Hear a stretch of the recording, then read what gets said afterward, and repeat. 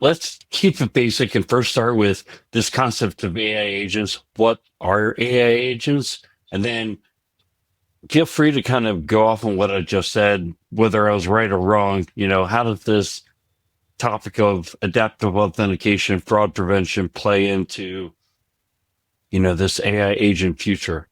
Sure. So we've been thinking a lot about AI agents over the last probably 12 months and the impact they're going to have. And the impact's going to be huge. And I don't think people quite understand yet how big an impact they're going to have, honestly.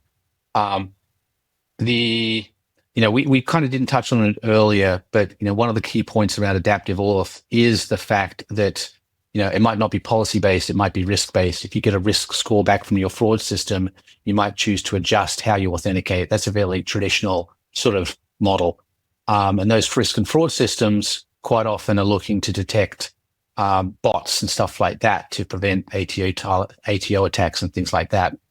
So then, as we evolve into the notion of AI agents, think of, to me, AI agents are different because they are processes that can actually, reason and dynamically change over time.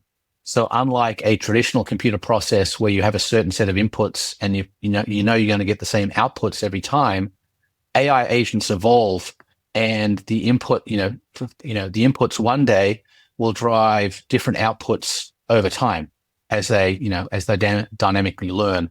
They reason.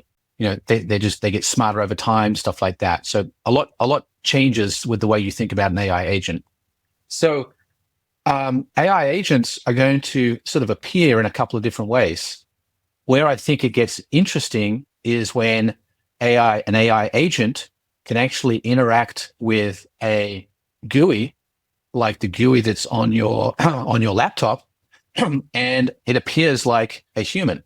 All right. I mean, this is like what the operator tool from OpenAI does. It'll literally drives the browser, and it does that while it actually, basically, tries to complete a task or a set of tasks.